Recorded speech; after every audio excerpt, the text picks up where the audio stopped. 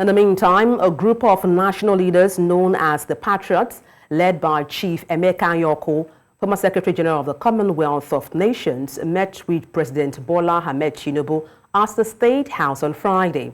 According to reports, the meeting was centered around the growing concerns of instability and insecurity in Nigeria, exacerbated by political mistrust, national incohesion, and severe economic challenges.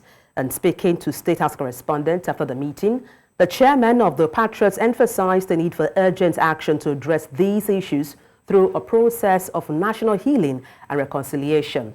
In light of the just concluded 10 days nationwide hunger protest, the delegation urged President Tinubu to direct his government to engage in dialogue with protest leaders to understand their demands and work towards a resolution. Furthermore, the Patriots requested that the president caution security agents against using lethal force in managing the protest in order to minimize casualties and prevent further escalation of the conflict. And to unpack this, I'm joined by Elvis Akpobi, Executive Director, Not Too Young to Lead Initiative. Good afternoon. Glad to have you join me. Good afternoon. Thanks for having me. Let me start by asking, what are the lessons learned so far from the 10 days End Bad Governance protests? For me, it's been good lessons, bad lessons. The good part of it is that, like I said yesterday in a particular platform, that there's a generation of young people the leaders need to engage with. And for the very first time, we see young people came together. There was an identity for young people, irrespective of tribe, social strata and all that. They came together and they shattered the common fault. And we saw leaders moving from pillar to post just to, make things happen. But my only fear is that they are not working towards solving the problems. They're just solving optics and not substance of the problem.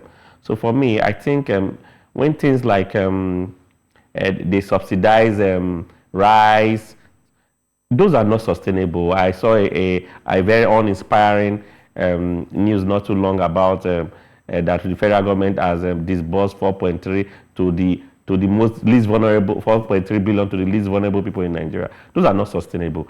Make policies that will make Nigeria better. Nigeria should be a producing country. Every local government in Nigeria has one natural resources. How are we harnessing these natural resources? Let's not forget too that we are faced with insecurity, where at the moment even farmers cannot go to their farmland to, cultivate their lands and produce what we're going to eat. It has led to the high cost of foodstuffs and all that. People are in pain. There's hunger in the land. People are being pushed to the wall. So for me, we've learned that, firstly, it seems as if we contracted the governance to the wrong people. I don't want to judge immediately. I think we'll still give them time, but there's need for those we voted for to stop giving excuse and be on that table, make policies to make Nigeria habitable, mostly for young people. Okay. Now, besides, you talked about policies for young people. So besides policies, what about the role of dialogue, looking at restructuring the Constitution? What role does dialogue play?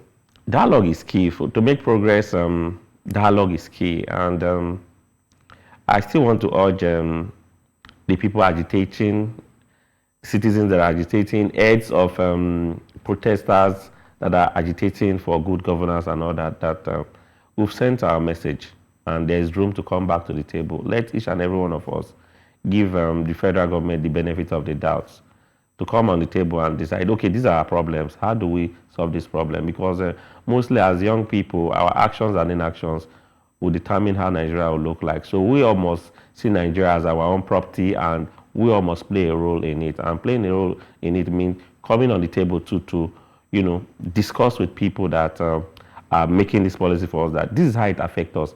I think this is how it should go, and we'll get it right from there. Let me still dwell a bit more on dialogue, looking at the disposition of the government.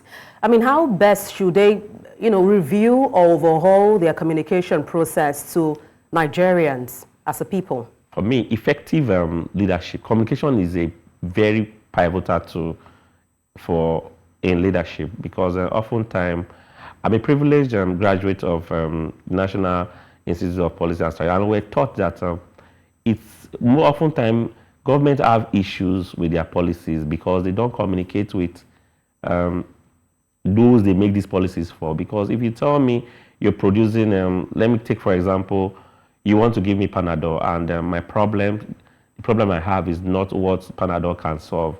Meaning that whatever work you've done is equals to zero. So government should learn to communicate more with the people, engage people. This is why I will still bring about the issue of the National Orientation Agency. It's time they started doing the job they're meant to do, because at the moment, Nigerians are uninformed.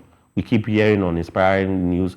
Why I want to see this opportunity to talk to those people that our tax, that are living very, very, very comfortable at the expenses of taxpayers, that the kind of ways that comes out should be inspiring and not uninspiring. Mostly our legislators, when they make their presentations, they should be very careful and they should be very, very humane in the kind of words they use. Because when Nigeria hears some of these uninspiring words, it breeds agitation, it breeds unrest, and often when you know that the system seems not to be working. But like I always say, let's give the president the benefit of the doubt to, do the right thing, meet with his team, and he promised us a renewed hope, and let's see if that will happen. Well, indeed, we hope there will be healing and true reconciliation in Nigeria moving forward. Thank you so much for your expertise on the news. LV Sakbobi, Executive Director, Not Too Young to Lead Initiative. Many thanks indeed. Thank you for having me.